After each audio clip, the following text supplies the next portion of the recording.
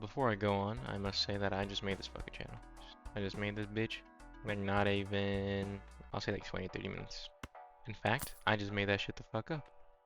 I haven't even made the channel yet. In fact, I am recording this voice right now, which is fire as fuck. And I probably won't put this at the end. I lost this Balatro game. I got cooked. I got completely fucking annihilated, and there's nothing I can do about it.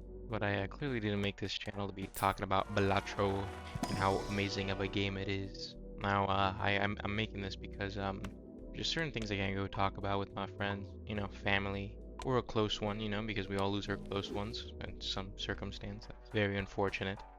Well, today I want to speak about human empathy, you know, like being kind towards others, loving, caring, being understanding. In the last like year, I've noticed that like many people around me, they're just evil people, or they're so like self-consumed in their own ways they can't see that other people are going through things, you know?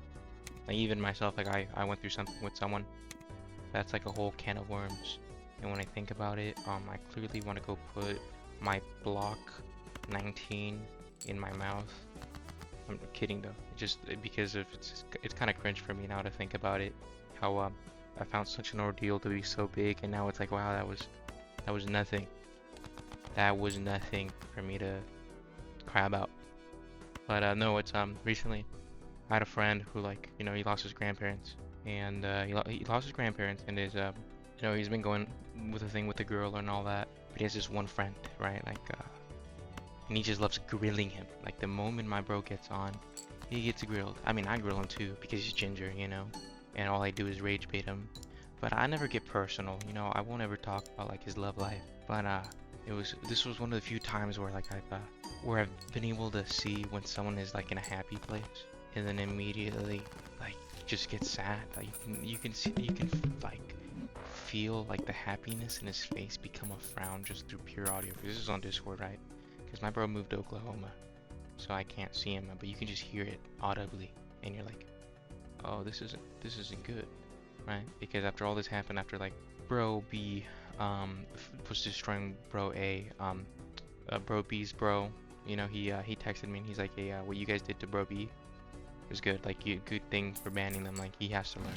And we went through the whole recording of what happened, because we weren't paying attention, but at one point we realized what was happening. Because Bro B it just likes to yap. Yeah, it would get worse because Bro B would start lying and saying things about Bro A, saying like that he planned to ban him and all this stuff.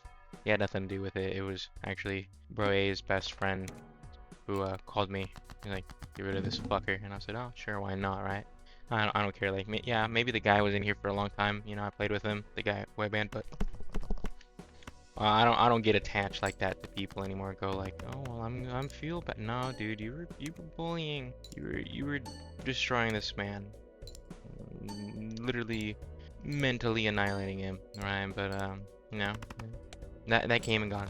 Okay, that came and gone. No, after this go, bro A, I'm just gonna call him Ginger guy. A Ginger guy. He'd call me and we talk about it. You're saying how like he puts his heart in his sleeve and like he felt so bad for what happened, even though like he was the one who was treated like crap. I just it, the guy that we banned him because he was manipulating my bro while he was drunk. He would tell him like, oh, people are saying this about you, and he'd get them to go out on them like while drunk and make himself look bad. He'd be telling lies about him, talking crap behind his back, you know. And that's the most messed up thing you can do, especially if this guy says that, hey, I'm his best friend, because like a day or two after this happened, he'd send him like a long prayer saying like, you're my best friend, I'm so sorry to this. You're like, if he's your best friend, you would never treat him like crap, dude. Okay, like you would never treat your best friend like crap. I don't like talking crap about my friends. If I have criticism about them, I go and tell him. Bro, you are being stupid. You're telling everybody that you're from Stupid Town by the things you're saying, okay? And it doesn't help that this guy, he's misogynistic, you know, sexist. I mean, I like funny jokes too, you know, but this guy was very adamant about it. He'd make Bro A look bad because Bro A doesn't think like that at all. Bro A is a very loving and kind guy who puts his sleeve on, like his heart on his like shoulder, on his like sleeve, you know. And everybody sees that, so he gets used in these ways. And honestly, I don't know what advice to give this guy because you have to, I feel like for you to stop letting people use you, you know, in very horrible ways like these, you kind of have to be used to a point where you're like, man, I can't believe I just let this piece of shit use me like that. Okay, like, and this applies to many things, like, okay, normal friendships, relationships, you know, work.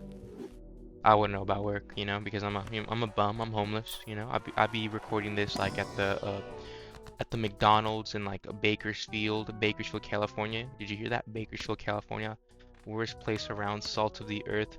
If you were born in Bakersfield, okay, you're evil, okay? You are the most evil human being ever. Thank God I wasn't born here. I was born in the Bay Area where it's even worse. It's the people there are born from salt and they're actually pretty evil.